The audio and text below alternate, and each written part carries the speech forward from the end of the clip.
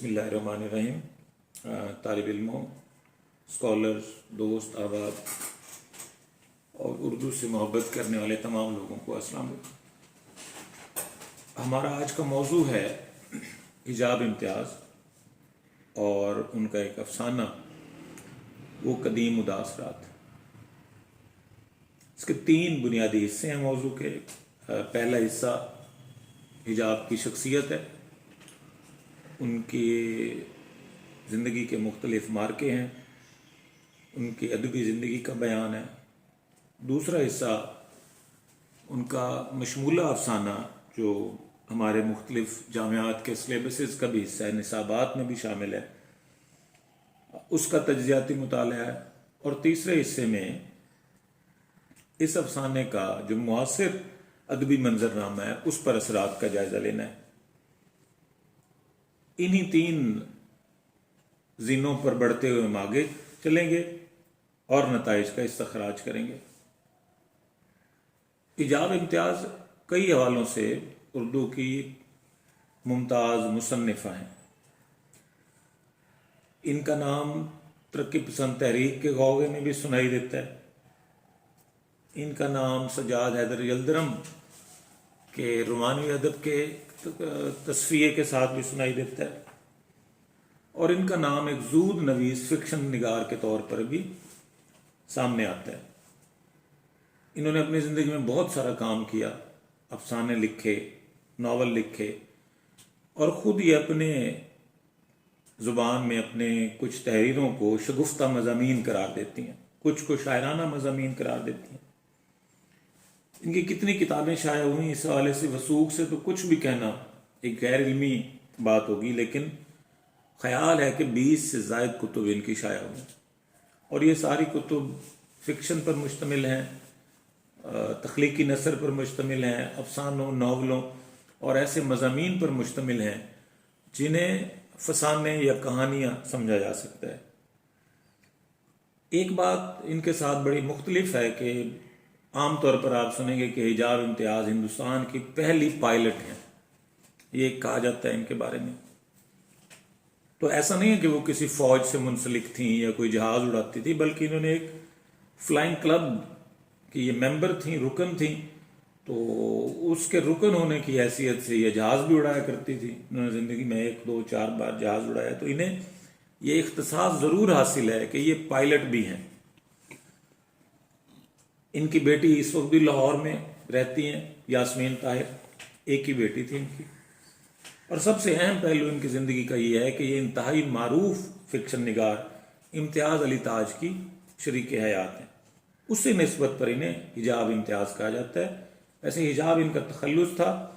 इब्तदान इनका नाम हिजाब इस्माइल था, क्योंकि इनके वालिद मियाँ मोहम्मद इस्माइल या मोहम्मद इस्माइल वो निज़ाम हैदराबाद के फर्स्ट सेक्रेटरी थे।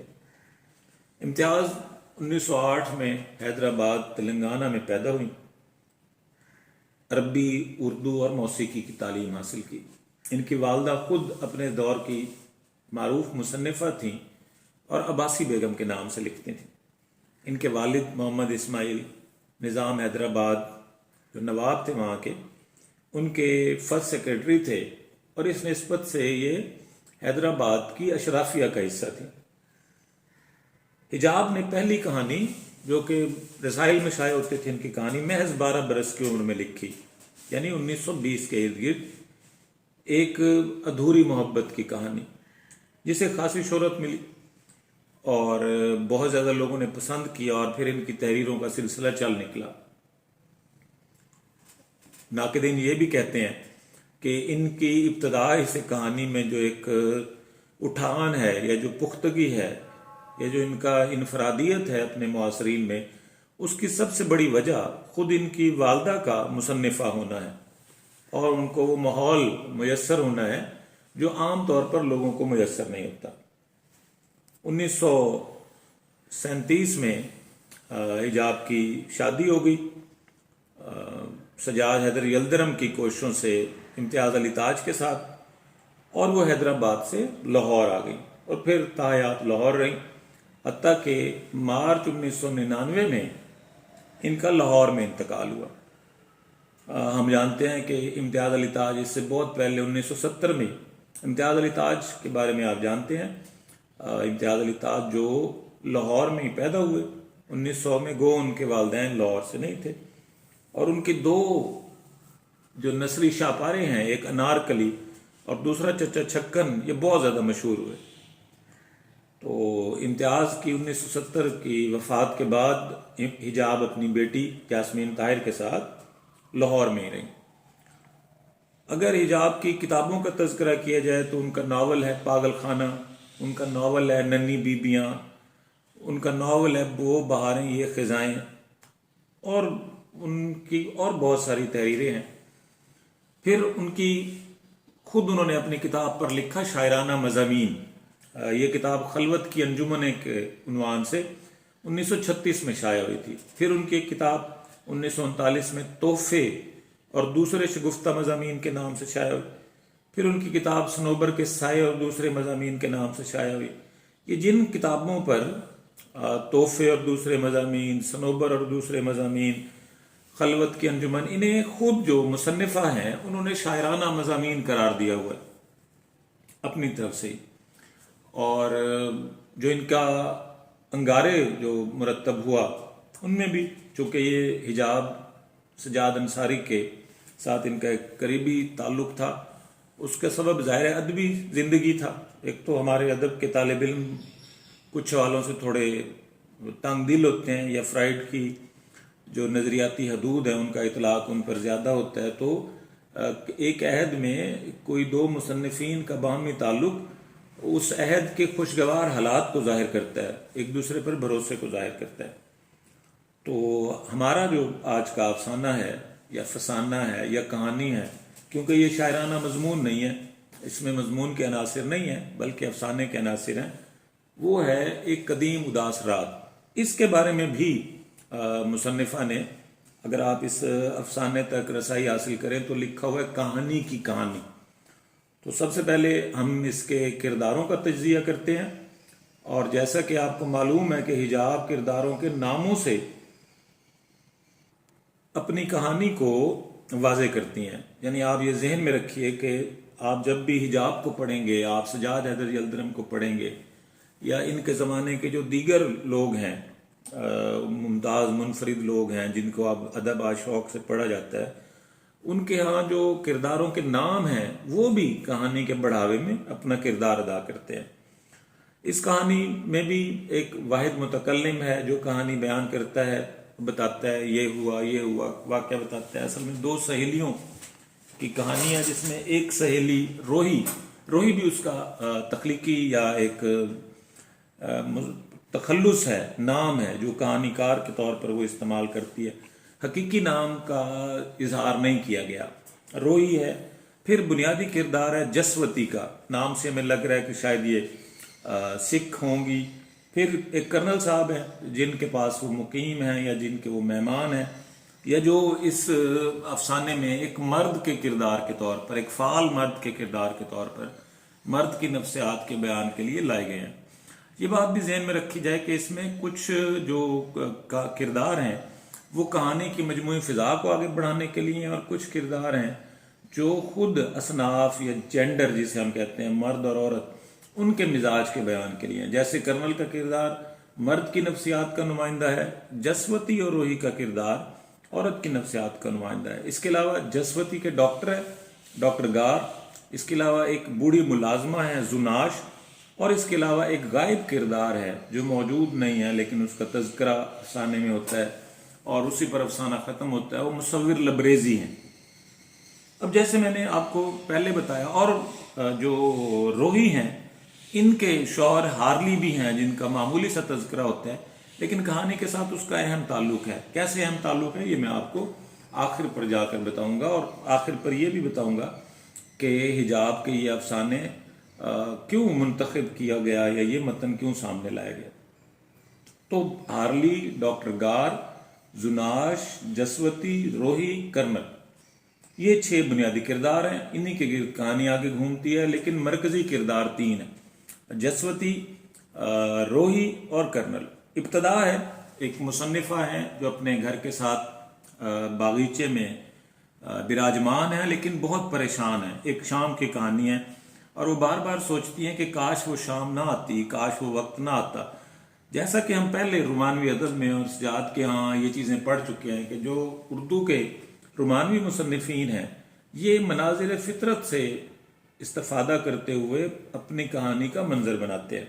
यहाँ भी हिजाब ऐसा ही करती हैं और वो बड़े बेहतरीन बयान से, अब अफसाना, मैं अफसाना भी आपके सामने लाऊंगा, लेकिन उससे कुछ कोटेशंस आप लोगों को बताने के लिए जो आप वहाँ इस्तेमाल कर सकें अपने पर्चे में या कभी भी आपको ज़रूरत हो, वरना पूरा अफसाना तालिब इल्मों के सामने, स्कॉलर्स के सामने इस तरह से लाना मुमकिन नहीं है।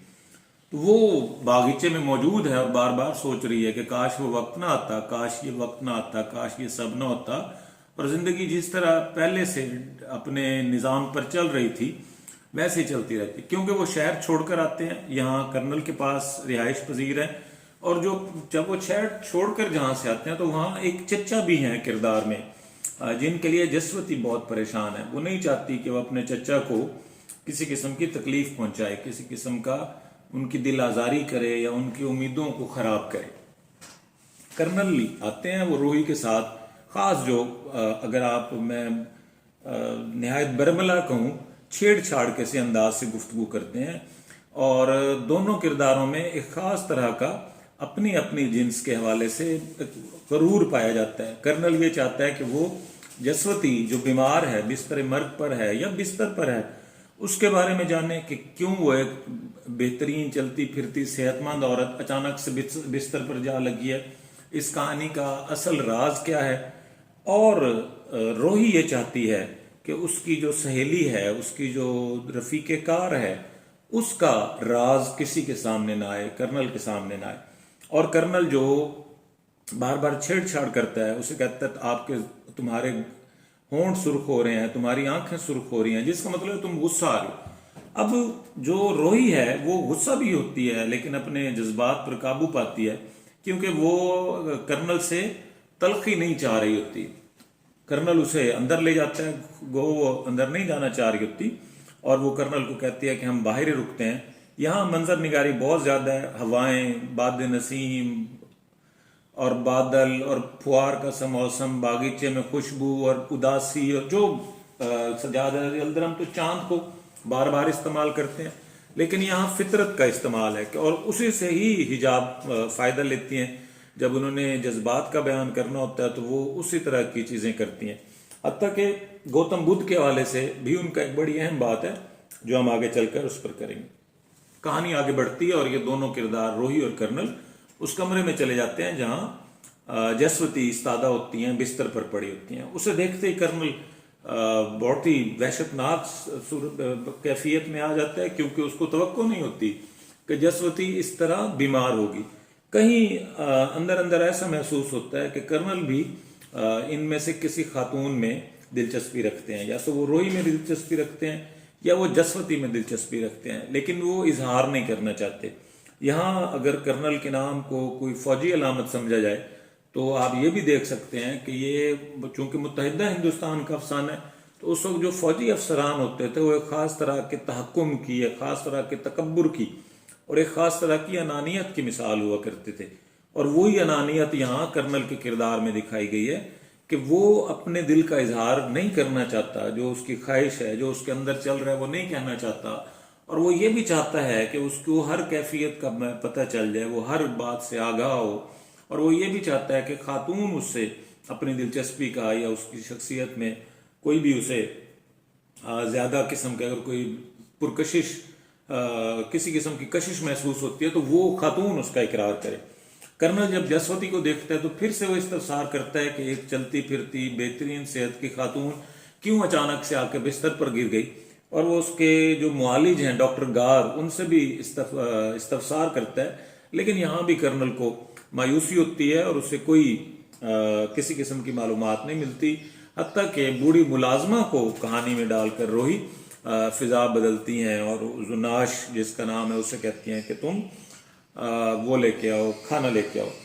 अब जसवती जो किरदार है, संस्कृत का लफ्ज है जिसके मानी मेवा के होते हैं। रोही آپ سب جانتے ہیں روہی کے معنی ایک بیابان کے ہیں، اجڑی ہوئی جگہ کے ہیں.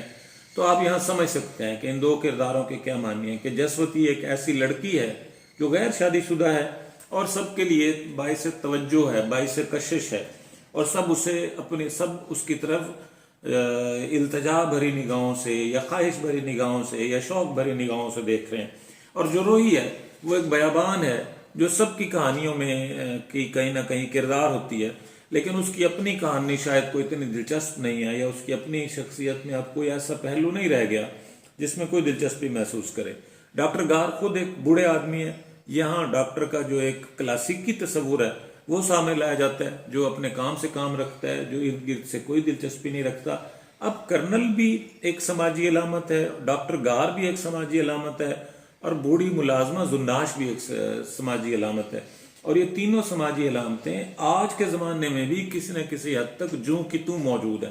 آج بھی جو ایک اچھا ڈاکٹر اسی کو شمار کیا جاتا ہے جو اپنے مریض تک اپنی توجہ کو مرکوز رکھتا ہے اور اطراف کی چیزوں پر کسی طرح کا تجسس یا کوئی بھید بھاد یا کوئی ایک جسے آپ کہتے ہیں کہ ٹو میں نہیں رہتا. اسی طرح ملازماؤں میں بھی اس ملازمہ کو بہتر خیال کیا جاتا ہے جو اپنے مالکوں کی خدمت پر مامور رہتی ہے، اور وہ اس کے علاوہ کسی قسم کی کوئی اضافی کارکردگی دکھانے یا اضافی کام کرنے کی کوشش میں نہیں ہوتی. اور جو کرنل ہے، فوجی ہے، وہ آج بھی ایک اشرافیہ کا نمائندہ ہے، ایک جسے آپ بیوروکریٹ کہتے ہیں اس کا نمائندہ ہے، جس میں خاص طرح کا حکم دینے کی صلاحیت ہوتی ہے، چیزوں میں دخل دینے کی اس کی عادت ہوتی ہے، اور وہ یہ چاہتا ہے کہ تمام چیزیں اس کی نگاہ سے ہو کر گزریں، تمام معاملات اس کے تحکم کے سائے میں آگے بڑھیں. تو یہ ریلیونسی، اور جیسے ہم جانتے ہیں، آپ تمام لوگ جانتے ہیں کہ ادب عالیہ کی خوبی یہ ہوتی ہے کہ یہ اپنے عہد سے آگے بڑھتا ہوا دیگر زمانوں پر بھی لاگو ہو جاتا ہے، اور یہ دیگر زمانوں کے لیے بھی ایک طرح کا مفید ہوتا ہے، ان کے حالات کے بیان میں بھی کام آتا ہے. آگے کرنل وہاں سے چلا جاتا ہے. جب کرنل چلا جاتا ہے تو روہی اور جسوتی کے درمیان مکالمہ ہوتا ہے، جہاں روہی اپنی دوست سے کہتی ہے کہ کاش تم یہاں نہ آئی ہوتی، اور میں تو یہی کہوں گی کہ ہمیں واپس چلا جانا چاہیے. جسوتی اسے کہتی ہے کہ نہیں، میں واپس جا کر بھی اپنے چچا کو دکھ نہیں پہنچانا چاہتی، اسے تکلیف نہیں دینا چاہتی، اور میں یہ بھی نہیں چاہتی کہ تم میری وجہ سے اپنی زندگی خراب کرو. لہٰذا تم جاؤ جہاں جانا چاہتی ہو، کہانیاں لکھو، ناول لکھو، شاعری کرو، خوب پیسہ کماؤ، خوب دولت کماؤ، اور اپنی عیش و آرام کی زندگی گزارو.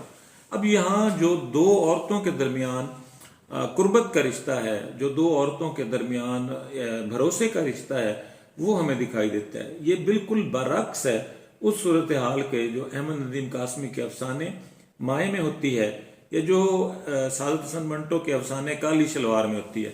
ان دونوں افسانوں میں جو مرد ہے وہ عورتوں کی جو باہمی خلش ہے، یا جو باہمی رقابت ہے، باہمی حسد ہے، اس کو بیان کر رہا ہے. تخلیق کار بھی اس سے دکھا رہا ہے کہ کیسے عورت کے ساتھ نہیں چل سکتی. لیکن یہاں حجاب ایسا کوئی منظر نہیں بنا رہی، بلکہ حجاب دکھا رہی ہیں کہ عورت ہر قسم کے حالات میں اپنی دوست پر ہی بھروسہ کر رہی ہے. جسوتی جو نہ تو شادی کرنا چاہتی ہے، نہ ہی مصور لبریزی جو کہ ایک اور شاعر ہیں اور کسی بیرون ملک سے یا کسی بیرون شہر سے یہاں آئے ہیں، اور وہ چاہتے ہیں کہ جسوتی ان کے ساتھ ہو جائے اور انہیں اپنا لے اور ان کی گن گائے اور ان سے اپنی محبت کا اعلان کرے.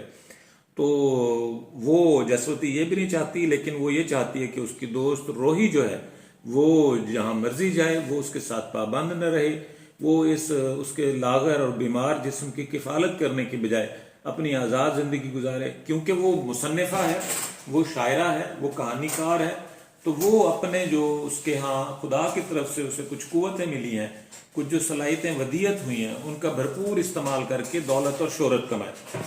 کہانی اسی طرح بڑھتی بڑھتی ختم ہو جاتی ہے جہاں جو جسوتی ہے اس کا کردار بڑا ہی معنی خیز انجام پر اور تکلیف دہ انجام پر پہنچتا ہے.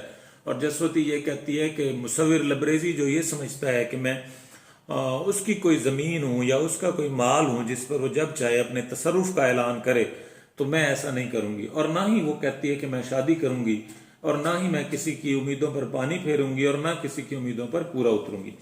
اور کہانی یہاں ختم ہوتی ہے، تو آگے بڑھ کر جو مصنفہ ہیں وہ آخری پیراگراف میں کہتی ہیں کہ ہائے ہائے، اور انجام بڑا شاندار ہے کہ وہ جب یہ باتیں کر رہے ہوتے ہیں تو اچانک سے ذوالنعاش کمرے میں آتی ہے اور وہ بتاتی ہے کہ کھانا لگ چکا ہے، آپ لوگ آئیے کھانا کھائیے، اور کرنل صاحب وغیرہ اور چلے گئے ہیں سب۔ تو یہی کہانی، یہ جدید کہانی کا نقطہ آغاز آپ اسے کہہ سکتے ہیں۔ آج ہم کہتے ہیں جی جدید کہانی جو ہے وہ کوئی نتیجہ اخذ نہیں کرتی۔ ہم ایک تو کہانی کا، افسانے کی یہی تعریف کرتے ہیں کہ اس میں آغاز ہو، وسط ہو اور انجام ہو، لیکن انجام ایسا ہو جس کی قاری کی توقع نہ ہو۔ تو یہ ایک جو قدیم اداس رات ہے، اس میں یہ بالکل درست ہے کہ قاری سوچ رہا ہوتا ہے کہ جسوتی اور روحی کا جو باہمی مکالمہ ہے یہ کسی انجام کو پہنچے گا۔ جسوتی جو بستر مرگ پر ہے وہ کسی بھی، اب اس افسانے کے کئی سارے اور موڑ ہو سکتے تھے، جسوتی کی صحت مزید خراب ہو سکتی تھی، روحی اور اس کے درمیان کوئی سخت کلامی ہو سکتی تھی، یا جذبات کا اظہار ہو سکتا تھا، یا ایک ہیجان انگیز کیفیت۔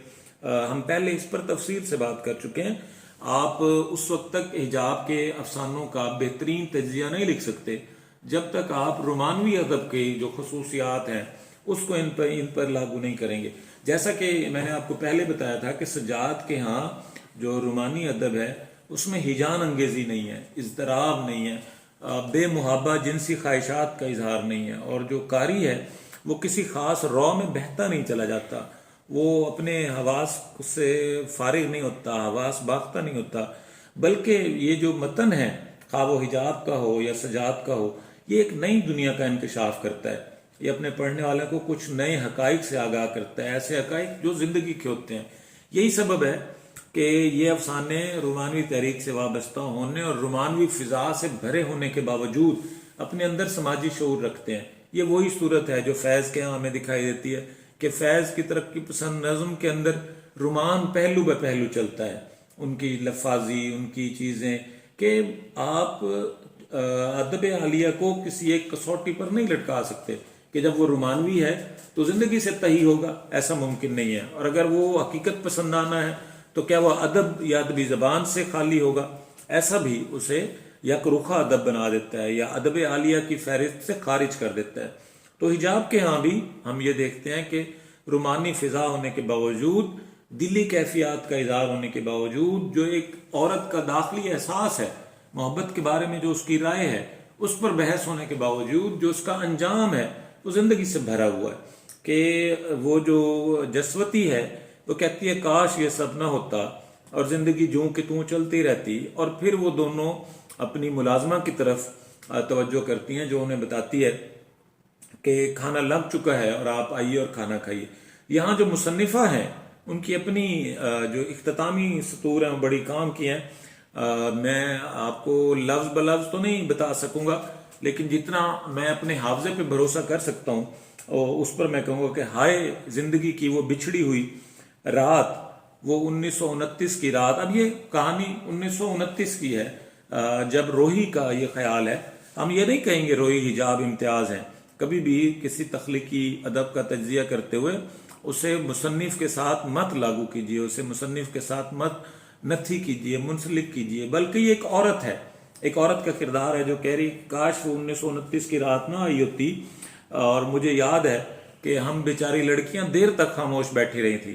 اب یہ لڑکیاں وہ جسوتی اور خود کو کہہ رہی ہیں کہ ہم وہ باتیں کرتے کرتے خاموش بیٹھی اور پھر قریب آ کر رونے لگی تھی، مسلسل روتی رہی تھی۔ اب یہ جو رونا ہے یہ مشرقی معاشرے کا غماز ہے، جہاں عورت روتی ہے، چھپتی ہے، اپنے غم کو سینے سے لگائے اپنی زندگی گزارتی رہتی ہے، اپنے داخل اپنے اندر کے جو جذبات ہیں، احساسات ہیں، محبت ہے، نفرت ہے، خوشی ہے، غمی ہے، جو اس کی ذات سے منسوب ہے، جو معاشرے سے منسوب نہیں ہے۔ وہ کس سے محبت کرتی ہے، وہ کس سے محبت نہیں کرتی، وہ کس سے شادی کرنا چاہتی ہے، وہ کس سے شادی نہیں کرنا چاہتی، وہ کس کے ساتھ رہنا چاہتی ہے، وہ کس سے الگ ہونا چاہتی ہے، کس سے دور جانا چاہتی ہے، کس کے قریب رہنا چاہتی ہے۔ ان چیزوں کا اختیار مشرقی معاشرے میں 1929 میں بھی عورت کے پاس نہیں تھا اور 2022 میں بھی عورت کے پاس نہیں ہے۔ 1929 کی عورت بھی یہ فیصلے کرتے ہوئے اپنے بڑوں، اپنے چچاؤں، اپنے والد، اپنی والدہ اور اپنے دیگر جو بزرگ ہیں خاندان کے، ان کی محتاج ہوا کرتی تھی، اور یہ عورت 2022 میں بھی اسی طرح محتاج ہے۔ 1929 میں بھی یہ اپنے دل کے زخموں سے چور ہو کر بستر سے لگ جاتی تھی اور بیماری برداشت کرتی تھی، تلخی برداشت کرتی تھی، لیکن اس کا جو درد ہے وہ گھن بن کر اس کے جسم کو کھانے لگ جاتا تھا، مگر کوئی اس کا پرسان حال نہیں ہوتا تھا سوائے اس کے چند ایک اپنی دوستوں یا سہیلیوں کو۔ اور 2022 میں بھی ایسی صورتحال ہے کہ اگر کوئی عورت اپنی محبت کا اظہار کر دے تو اس کے کردار پر سوال اٹھائے جاتے ہیں، اگر کوئی عورت اپنی نفرت کا اظہار کر دے تو اس کے کردار پر سوال اٹھائے جاتے ہیں، اگر کوئی عورت کسی کے ساتھ رہنے کا اعلان کرے تو اسے بد کردار کہا جاتا ہے، اگر کوئی عورت کسی سے دور جانے کا اعلان کرے تب بھی اس کے کردار پر سوال اٹھائے جاتے ہیں۔ تو یہی ساری صورتحال روہی جسوتی کے کردار سے بیان کر سکتی ہے کہ اس شام کو جو نیل کوہ ہے، اب یہاں بہت سارے علاقوں کا تذکرہ ہے، جیسے ایک لفظ میں پڑھ رہا تھا جب افسانہ آپ طالب علموں کے لیے، کار دارد آیا۔ اب عمومی جو دھیان ہے فوری طور پہ کار فارسی کی طرف جاتا ہے اور دارد بھی فارسی کا ہے، جس سے آپ جیسے آپ ندارت کہتے ہو، سن ندارت، سال ندارت، فرد ندارت، خواہش ندارت، ندارت میں نے غائب ہونا، لیکن کار دارد یہاں یہ سنسکرت ترکیب ہے، محاورہ ہے، کاف الف رے بڑیے، دال الف ریب کے نیچے زیر، کار دارد، ایسی بات، ایسی الجھن، مشکل کام جسے بیان کرنا آسان نہ ہو۔ اب یہ کہانی بیان کرتے ہوئے روہی ابتدا میں لکھتی ہے کہ اس پوری کہانی کو من و عن بیان کرنا یا درست آپ تک پہنچانا تو ایک کار دارد ہے، یہ مشکل کام ہے، یہ الجھن والا کام ہے، ایسا ممکن نہیں ہے کہ کسی کے احساس کو پورے کا پورا جوں کا توں جیسا وہ محسوس کرتا ہے کسی دوسرے تک پہنچایا جائے، یہ ایسا کام ہے جو آسان نہیں ہے۔ تو جب آپ حجاب کے افسانوں کو دیکھتے ہو، سجاد کے افسانوں کو دیکھتے ہو، تو آپ کو ایک جو مختلف بات آج کی نسبت سے محسوس ہوتی ہے کہ اس وقت اردو زبان میں فارسی بھی ہے، عربی بھی ہے، انگریزی بھی ہے اور سنسکرت بھی ہے۔ جیسے حجاب نے جہاں بھی لفظ کریکٹر لکھا ہے، جسے آج کل ہم کردار جس کا ترجمہ ہے اردو میں انہوں نے کریکٹر لکھا، کاف یہ رے، یہ کاف ٹیرے۔ اب ذہن میں رہنا چاہیے آپ کے کہ حجاب حالی کے بعد کی مصنفہ ہیں، حالی کا جو نیچرل شاعری کا یا نیچرل ادب کا جو پورا مقدمہ تھا وہ اپنے عروج پر ہے، وہ پوری طرح سے اس نے اردو ادب کو اپنی زد میں لے رکھا ہے جب حجاب کہانی لکھ رہی ہیں، جب حجاب فسانہ سازی کر رہی ہیں۔ اور یقینی طور پر عباسی بیگم جو ان کی والدہ ہیں، اور چونکہ ان کا ماحول بھی حیدرآباد کا ہے، نظام کے دربار سے وہ جڑے ہوئے ہیں، جو خود کئی حوالوں سے اردو کی پرورش کا ایک خاص مرکز تھی۔ اور آپ جانتے ہیں کہ اردو میں جو اصطلاح سازی کا معاملہ ہے، اس میں خود جو حیدرآباد ریاست ہے اس کا کتنا زیادہ کام ہے، اس کا کتنا زیادہ عمل دخل ہے کہ اردو کی ترقی کے لیے کس طرح کام کر رہے ہیں۔ تو ہم یہ دیکھتے ہیں کہ حجاب کے ہاں سنسکرت الفاظ کا بھی بڑا تخلیقی طریقے سے بیان ہے، اور وہ اردو کے معنی میں وسعت کا سبب بنتے ہیں، اور آپ کو کسی طرح کی اجنبیت کا احساس نہیں ہوتا۔ تو وہ کہتے ہیں ہمارے پاس کوئی آیا، نہ گھر کی کوئی خبر ملی، اور اسی وقت جو بوڑھی ملازمہ زناش ہے وہ کمرے میں داخل ہوتی ہے اور اطلاع دیتی ہے کہ کھانا تیار ہے۔ چونکہ ڈاکٹر گار، اور وہ ساتھ بتاتی ہے کہ ڈاکٹر گار چونکہ بہت مزمحل ہیں، مزمحل آپ جانتے ہیں تھکا ہوا، جس کے اعصاب کمزور ہوں، جس کا جسم کمزور ہو، وہ آج کھانا انہوں نے اپنے کمرے میں منگوا لیا، اور وہ جو رسوئی ہے یا نعمت خانہ ہے جہاں پر کھانا کھاتے ہیں سب لوگ، وہاں نہیں آ سکیں گے، لہٰذا آپ لوگ آئیے اور اپنا کھانا کھائیے۔ اور اس کے ساتھ ہی مصنفہ لکھتی ہیں کہ وہ ہم چپ چاپ کھانا کھانے لگیں، اور اس وقت عجیب و غریب طرح کی ایک افسردگی تھی جو ہر طرف سے برس رہی تھی۔ اب آخری سطر بھی دیکھیے، افسردگی برسنا کیسے ایک مختلف بات ہے، لیکن وہ آپ کو ایسی اجنبی محسوس نہیں ہوتی کہ افسردگی چھائی ہوئی تھی اس ماحول میں جہاں ہم دونوں عورتیں گفتگو کر رہی تھی۔ اب میں کچھ یہ آپ کو لفظ بلفظ، یہ میں نے کچھ پرنٹ لیا تھا کتاب سے کہ میں بولتا جاتا ہوں جو طالب علم اسے چاہیں۔ آپ یہ دیکھیے کہ کیسے اس میں حجاب کا پورا جو ایک بطور عورت اس کا جو تفکر ہے، جو اس کی فکریات کا جوہر ہے، وہ کیسے سامنے آتا ہے کہ جو لکھتی ہیں غریب چچا، میرے غریب چچا، تو یہ ہے کہ میں گوتم کے اس قول کی بہت قدردان ہوں۔ اس نے کہا تھا انسان کے لیے بہترین نعمت یہ ہوتی ہے کہ وہ عالم وجود میں نہ لایا جاتا. انسان کے لیے بہترین نعمت یہ ہوتی ہے کہ وہ عالم وجود میں نہ لایا جاتا. یعنی انسان ہونا بذات خود ایک امتحان ہے انسان کا، کیونکہ جب کوئی انسان ہے تو اسے انسان کے معیار کو پورا کرنا ہوگا. وہ پھر حیوانیت کی سطح سے اوپر ہے. تو خود گوتم کو یہاں حجاب یہ کہتی ہے کہ انسان کے لیے سب سے مشکل کام اپنی انسانیت کو قائم رکھنا ہے یا اپنے انسانی مرتبے پر فائز رہنا ہے. ایک اور جگہ دیکھیں جب جسوتی اور وہ آپس میں گفتگو کر رہی ہیں. نہیں تو جسوتی، میں نے گھبرا کر کہا، مجھے اپنے ہارلی سے محبت تھی اور وہ بھی شدید قسم کی محبت. اس لیے جسوتی یہ سوال سن کر میں گھبرا سی گئی. جسوتی مسکرائی، اداس اور پژمردہ مسکراہٹ بولی، میرا یہ مطلب نہ تھا کہ تم کرنل صاحب سے محبت کرنے لگیں. میری مراد یہ تھی کہ کہیں وہ تو تم سے محبت نہیں کر رہے. میں بولی، بالکل نہیں جسوتی، مجھے یقین ہے کہ نہیں. ان دنوں ہم دونوں باغ کی تنہائیوں میں تمہارے متعلق سرگوشیاں کیا کرتے ہیں. زبان دیکھیں، ایک بھی ایسا لفظ نہیں ہے جو آج رائج نہ ہو. آپ آج کی اردو میں ایک بھی ایسا لفظ نہیں ہے جو آپ برت نہ رہے ہوں، جس سے آپ کو آگاہ نہ ہو یا جو آپ کو اجنبی محسوس ہو. گو کہانی 100 برس کا سفر طے کر چکی ہے. آگے ایک اور دیکھیے، جب جسوتی اپنی دوست روہی کو کہتی ہے، روہی تم ہی انصاف کرو پیاری، مجھ جیسی لڑکی کی بھی کوئی زندگی ہے. اب عورت کی زندگی کا تذکرہ ہے. مجھ جیسی لڑکی کی بھی کوئی زندگی ہے. لوگوں کو کیا حق ہے کہ خواہ مخواہ مجھے دک کریں، دک پریشان. میں کسی کی منکوحہ بیوی بن کر دنیا میں آئی ہوں روہی. پھر کیا وجہ ہے کہ لبریزی مصور لبریزی مجھے اس طرح تنگ کرے. اس کی ہٹیلی طبیعت مالک جانے اور کیا کیا گل کھلائے. یا ہٹیلی سے مراد ضدی ہے. ہٹیلی آج بھی آپ جب کچھ ہندی متن پڑھتے ہیں ان میں یہ لفظ بڑی وافر صورت میں موجود ہوتا ہے. ہٹیلی کا مطلب کوئی ہٹا ہوا نہیں ہے، ضدی، جو معمول سے ایک طرف ہو، جو روایات کا پاسبان نہ ہو، جو اخلاقی معیارات ہیں ان کی قدر نہ کرتا ہو، بلکہ اپنی خواہش پر اصرار کرے. ایسے شخص کو ہٹیلی طبیعت کا مالک شخص کہا جائے گا. بزرگوں نے انہیں کچھ حد سے زیادہ ناز پرور بنا رکھا ہے کہ انہیں حد سے زیادہ ایسا ہے کہ اس کے ناز اٹھائے جائیں، اس کے نخرے برداشت کیے جائیں. اب یہ اور بھی ہیں، لیکن میں چونکہ وقت کا بھی ہے کچھ معاملہ، اور اب ہم مجموعی طور پر اس افسانے کا تجزیہ کر لیتے ہیں اور دیکھتے ہیں کہ یہ افسانہ آج کے ساتھ اس کی کتنی ریلیونسی ہے. گو ہم تھوڑی بہت بات اس پر پہلے سے کر چکے ہیں. میں پھر دہرا رہا ہوں کہ حجاب امتیاز، جن کا حجاب تخلص ہے، 1908 میں حیدرآباد میں پیدا ہوئی، 1999 میں لاہور میں وفات پائی. معروف فکشن نگار امتیاز علی تاج کی زوجہ ہیں اور ان کی ایک بیٹی یاسمین طاہر ہیں جو شادی کے تیسرے برس پیدا ہوئی اور اولاد نہیں ہے. بیٹی اب بھی لاہور میں مقیم ہے اور ریڈیو پاکستان سے مختلف صورتوں میں وابستہ رہی ہیں، شاید آج بھی وابستہ ہیں.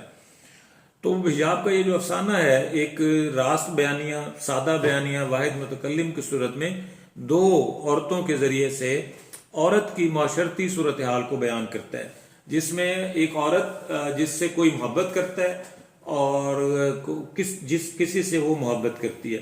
یہ ایک مثلث ہے جو محبت کے تجربے میں عدم تکمیل کا جو احساس ہے اس سے پھر سے تازہ کر دیتی ہے کہ ضروری نہیں کہ اس دنیا میں ہر شخص کو اس کی محبت ملے، ضروری نہیں کہ جو جس سے محبت کرتا ہو اسے میسر آ جائے. یہ دونوں پہلو ہیں.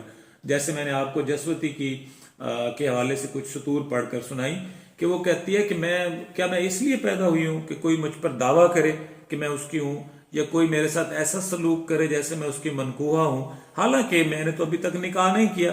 اور مصور لبریزی کے بزرگوں نے اس کو ایسا بنا دیا ہے کہ وہ ناز پرور ہے، بے تحاشا ناز اٹھوانا چاہتا ہے، وہ چاہتا ہے کہ اس کی آؤ بھگت کی جائے. اب یہاں مرد اور عورت کے درمیان جو تفریق ہے، کرنل کا کردار اور مصور لبریزی کا کردار، کرنل اپنی موجودگی میں مصور لبریزی جیسا ہے اور مصور لبریزی اپنی غیر موجودگی میں کرنل جیسا ہے. کرنل بھی چاہتا ہے کہ اسے ہر بات معلوم ہو، کرنل بھی چاہتا ہے کہ عورتیں اس کے تصرف میں ہوں، کرنل بھی چاہتا ہے کہ عورتیں اس پر جان نچھاور کریں، کرنل بھی چاہتا ہے کہ جسوتی اس پر توجہ دے. کرنل بھی چاہتا ہے کہ جسوتی بیمار ہونے کی بجائے ایک صحت مند کردار کی صورت میں اس کا ساتھ نبھائے، اور مصور لبریزی کی بھی یہ سب خواہشات ہیں، گو مصور لبریزی موجود نہیں ہے۔ یہ افسانہ ہندوستان میں عورت اور مرد کے درمیان جو تضادات ہیں، جو سماجی تضادات ہیں، جو معاشی تضادات ہیں، جو روایتی تضادات ہیں، جو اخلاقی تضادات ہیں، ان کا بیان ہے۔ اگر آپ تھوڑا غور سے دیکھیں تو اس افسانے میں وہ اصول بھی پوشیدہ ہیں جو تانیسی تحریک کے جو بانی لوگ ہیں، یہ تاریخ کے متحرک لوگ ہیں پاکستان میں آج بھی، فرزانہ باری اور دیگر لوگ، وہ آج بھی جن پر بات کرتے ہیں کہ وہ کہتے ہیں عورت کو ایک پروڈکٹ کے طور پر مت سمجھا جائے جس سے نکاح کیا جاتا ہے، جو ناز اٹھاتی ہے، جو بچے پیدا کرتی ہے، جو گھر داری کرتی ہے، بلکہ عورت کو معاشرے کا ویسا ہی فعال رکن مانا جائے، تصور کیا جائے، بلکہ سمجھا جائے اپنے اعمال کے ساتھ، جس طرح مرد ایک فعال رکن ہے، عورت کو بھی اسی طرح معاشی زندگی میں حصہ ڈالنے کی اجازت دی جائے جس طرح مرد معاشی زندگی میں حصہ ڈالتا ہے۔ بس دوسری صورت میں عورت اپنے اندر کے جو انسان ہے اس کے ساتھ جنگ پر آمادہ ہو جاتی ہے، وہ خود سے لڑنے لگ جاتی ہے، وہ بیمار ہونے لگ جاتی ہے، اس کا وجود پگھلنے لگ جاتا ہے، وہ اپنے آپ سے شکست اور فتح کے عمل سے دوچار ہو جاتی ہے، اور اس کا جو حتمی نتیجہ ہے وہ شکست پر منتج ہوتا ہے۔ اس ساری جنگ میں آخر کار شکست انسان کی ہوتی ہے اور وہ انسان عورت ہوتا ہے۔ اس ساری جنگ میں شکست معاشرے کی ہوتی ہے اور وہ معاشرہ مشرقی سماج ہے، جہاں عورت اور مرد کے درمیان اچھے اور برے، نیک اور بد، خوش کردار اور بد کردار، فعال اور غیر فعال، عاشق اور معشوق کی فصیل ہے۔ ہندوستانی مرد عورت کو معشوق کے روپ میں دیکھنا چاہتا ہے، محبوبہ کے روپ میں دیکھنا چاہتا ہے، پروڈکٹ کی صورت میں، وہ جب چاہے اسے سنوار لے، جب چاہے اسے اجاڑ دے، جب چاہے اسے استعمال میں لے آئے، جب چاہے اسے ٹیشو پیپر کی طرح پھینک دے، جبکہ کوئی بھی جو ذی شعور عورت ہے وہ ایسا نہیں چاہتی۔ یہاں ایک ذی شعور عورت ہے جس کا بیان ہے، یہ دو ذی شعور عورتیں مل کر ایک عورت بنتی ہیں۔ روحی اور جسوتی کا کردار، اگر آپ ان دونوں کرداروں کو ملائیں تو یہ دونوں کردار مل کر ایک کردار بنتے ہیں، جو مصنفہ بھی ہے، جو شاعرہ بھی ہے، جو حساس بھی ہے، جو سوچتی بھی ہے، جو کسی کے تصرف میں بھی نہیں رہنا چاہتی، جو آزادی پسند کرتی ہے، جو یہ چاہتی ہے کہ اپنی زندگی اپنی شرطوں پر گزار سکے، جو یہ چاہتی ہے کہ کوئی مرد اس پر حکمرانی نہ کرے۔ اب یہاں آپ ایک تضاد دیکھیں گے سجاد حیدر یلدرم اور حجاب امتیاز کے افسانوں میں۔ سجاد کے ہاں جو نسرین نوش ہے وہ یہ چاہتی ہے کہ ایک طاقتور ہاتھ ہو، ایک مرد ہو جو اس پر حکومت کرے، اور یہاں حجاب کی جو کردار ہے جسوتی، وہ یہ چاہتی ہے کہ مرد اس پر حکومت نہ کرے۔ اب یہ زاویہ ہے عورت کو مرد کی طرف سے دیکھنے کا اور عورت کو عورت کی طرف سے دیکھنے کا۔ پہلے بھی ہم نے گفتگو کی کہ مرد عورت کو اپنی طرح سے دیکھتا ہے، عورت کی طرح سے نہیں دیکھتا۔ سجاد نے نسرین نوش کو ویسا دیکھا جیسا ایک مرد دیکھتا ہے، ویسا نہیں دیکھا جیسا ایک عورت اپنے بارے میں سوچتی ہے۔ یہی وجہ ہے کہ سجاد حیدر ایک ایسی عورت دیکھتا ہے جو تمام تر آسائشوں کے باوجود، تمام تر سہولتوں کے باوجود، تمام تر آسانیوں کے باوجود مرد کو اپنے قریب پانا چاہتی ہے۔ جبکہ جب ہم حجاب کے ہاں آتے ہیں، ایک ہی زمانہ ہے، ایک جیسے سیاسی سماجی حالات ہیں، ایک جیسی زندگی ہے، ایک ہی معاشرہ ہے، لیکن وہاں عورت ویسا نہیں سوچتی۔ نہ جسوتی چاہتی ہے کہ ایک مضبوط جسم کا مرد، ایک طاقتور مرد اس کی ڈھال بنے، نہ روحی یہ چاہتی ہے، بلکہ وہ دونوں یہ چاہتی ہیں کہ وہ اپنی زندگی کو اپنی آزادی کے ساتھ گزاریں، اپنی صلاحیتوں سے فائدہ اٹھائیں، جو چیزیں اللہ تعالیٰ نے انہیں دان کی ہیں اس کو استعمال میں لائیں اور اپنی زندگی کو فعال بنائیں، اور یہ زندگی جو معاشرے کی مجموعی صورتحال ہے اس میں اپنا کردار ادا کریں۔ آپ لوگوں کو بہت شکریہ، اللہ حافظ۔